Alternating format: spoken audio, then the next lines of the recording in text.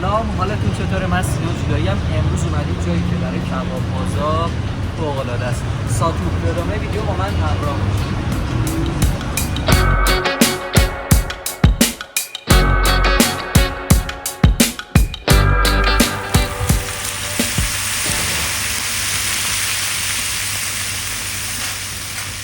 آقا من فقط میدونم اینه کبابه، نمیدونم چیه. کبابه فکر کنم مرغ جوجه است، چنجه است. این پیازش خیلی خفنه. میشه منو نشون بدی آقای فیلم بردار؟ یعنی من کمتر از اون کبابم واقعا. باله. مرغ ترشه تو شمال خیلی اینو میخوریم، خیلی حال میده. اینم که کباب کوبیده است. اینم منوشونه بچه‌ها. منوشونم لادنده 750 لادنده. کباب مخصوص ساتورشون 780. سینی کباب بچه‌ها، سینی کبابتون چند نفره است؟ سینی کبابشون 4 نفره است. 1,960,000 2 میلیون، یعنی نفر 500,000 تومانی واقعا. مثلا خیلی دوست دارم ببینم چیه.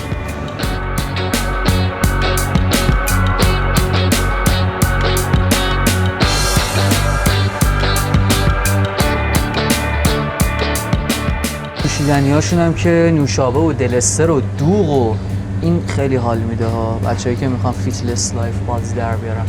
آقا یه یارو هست تو اینستاگرام، اینو اینجوری دیدین شما؟ لیست میزنه اینجوری میره بالا میره پایین تو 100 یه همچین چیزی. ماست خیار. بچه‌ها بیاید داخلش رو ببینید. ای کاش لال شی فیلم بردار. بابا سالاد شیرازی دوست ندارم. زیتون پرورد. میگه زیتون پرورد بفرم. اینم زیتون پروردش.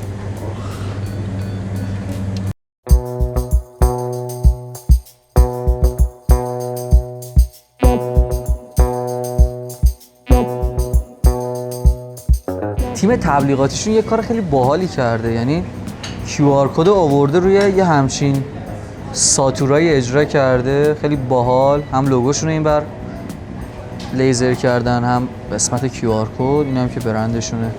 خیلی باحاله. از این خلاقیت ها من خیلی خوشم میاد.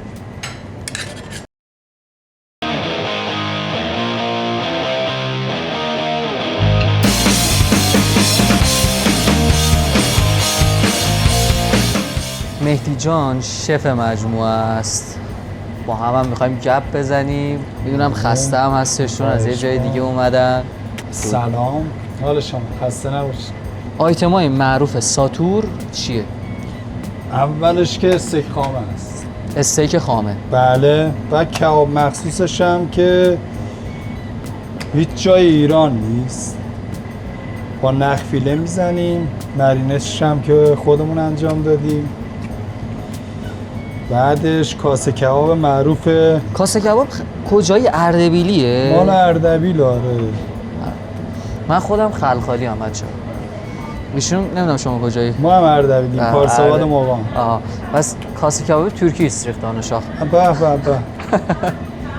من حالا یه ذره غیر مجاز این شرایط کم اومدم بچه‌ها، ولی خب داریم می‌بینیم الان این پروسه کباب زنیشونه. می‌خوایم چند تا از آیتم‌های خیلی خوبشون. آیتم پرطرفدارتون کدومه؟ استیک خامه. استیک خامه. عالی. استیک خامه رو احتمالاً بگم آماده کنن، کاسه کباب هم آماده کنن و پیشنهاد سرآشپز خودش کاسه کباب با استیک خامه است. اون چیزی بله. تا حالا متوجه شدم. استیک خامه خوشمزه است. بعد کاسه کباب هم خوشمزه است هم جذابه. آها. یه آیتم بسیار جذابه. زیاد اذیت نمی‌کنم شفو. میریم ادامه ویدیو درست کردن و بعد حالا من اینور داشتم نگاه می‌کردم. میریم آماده کردن و توضیحاتی که حالا از شف عزیز می‌پرسم. بله.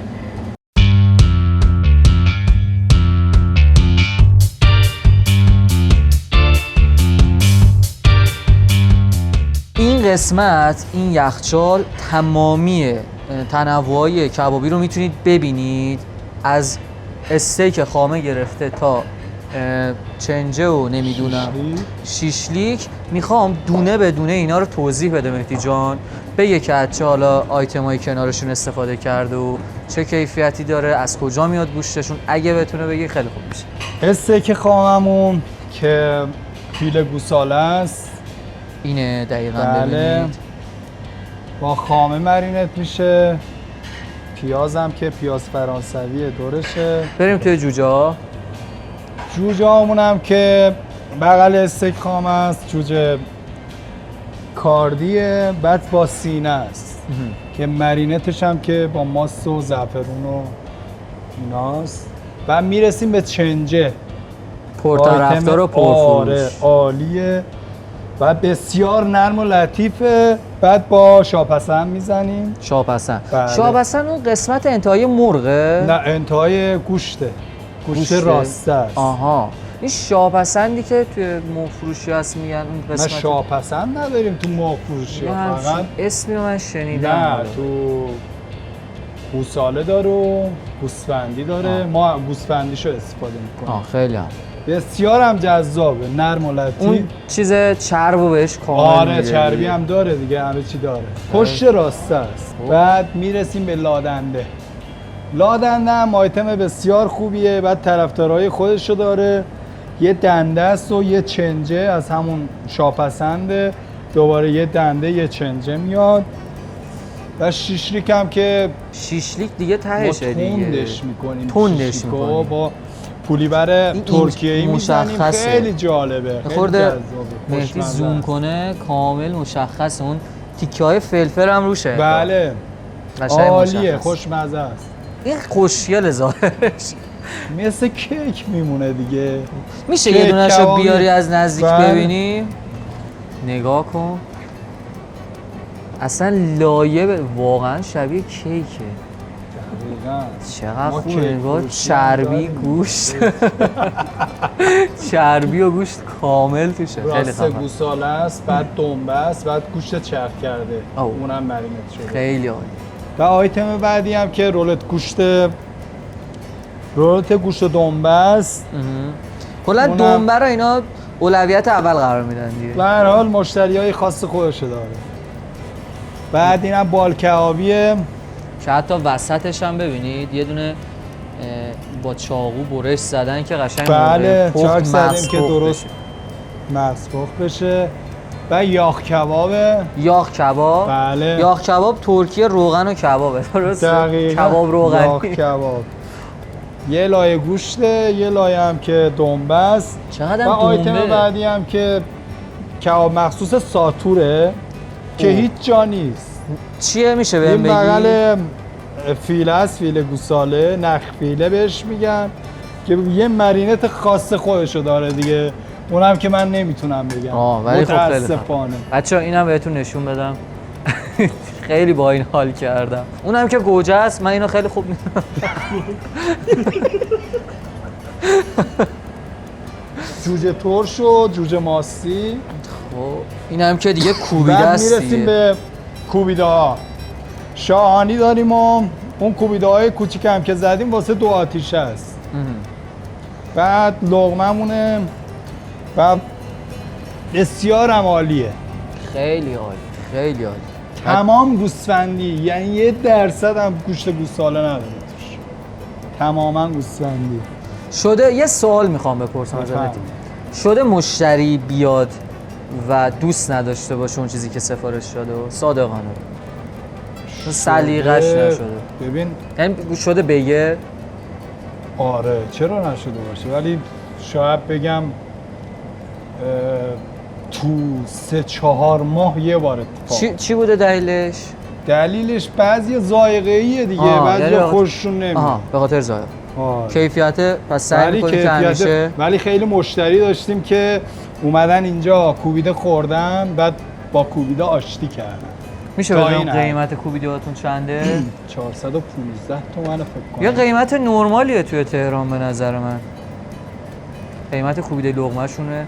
پس خیلی هم البته نگاه کنید رنگ کوبیده نشون میده که درصد گوشت بالایی استفاده شده و خیلی هم تازه است. یعنی من صبحم که اومده بودم اینجا شروع کنم، خود شف همون لحظه سیخ زد اینجا رو چید کامل، مخصوصا این قسمت یخچاله که میبینید کامل پر کرد که خب این نشون میده هر روز پر میکنن خالی میکنن و این آیتماشون کلا کبابامون به روزه.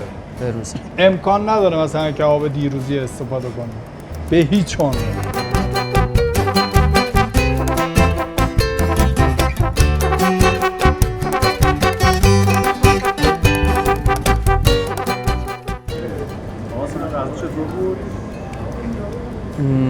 دلتون واقعا نخواد، کیفیتش واقعا عالی بود.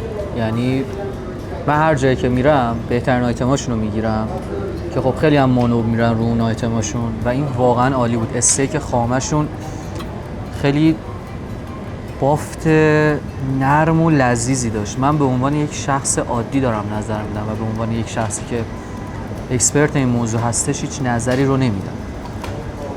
کباب کوبیده‌اش همون جوری که گفتش که بعضی‌ها میان با کوبیده آشتی میکنن، واقعا همونطوری بود.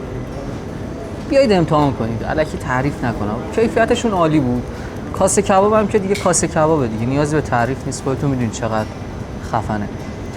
بعد اینکه خیلی خستم الان، فکر کنم ساعت 2 شروع کردیم ویدیومونو، الان تموم شده. هم کار یوتیوب، هم اینستاگرام، هم کارهای تبلیغاتی رو انجام دادیم، کار عکاسی هم همینطور. و امیدوارم که این ویدیو خیلی خوشتون اومده باشه. حتما سابسکرایب کنید. من از مهدی هم تشکر میکنم، از مجموعه ساتوری هم همینطور که امروز کلا همه جوره هوامون رو داشتن. از نظر محیط و پرسنل درجه 1 بود رفتارشون. سرعت آماده سازی غذاشون هم خیلی عالی بود. بکنم رنج مثلا 10 دقیقه 15 دقیقه غذا رو آماده می‌کردم براتون. محیطش هم محیط خیلی خوبیه، سمت تجریشه. من حالا توی اینستاگرامم بایو همینجا رو میذارم، میتونید ببینید. و اینکه عالی بود. بچه‌ها از ویدیو امیدوارم خوشتون اومده باشه. زحمت داریم میکشیم.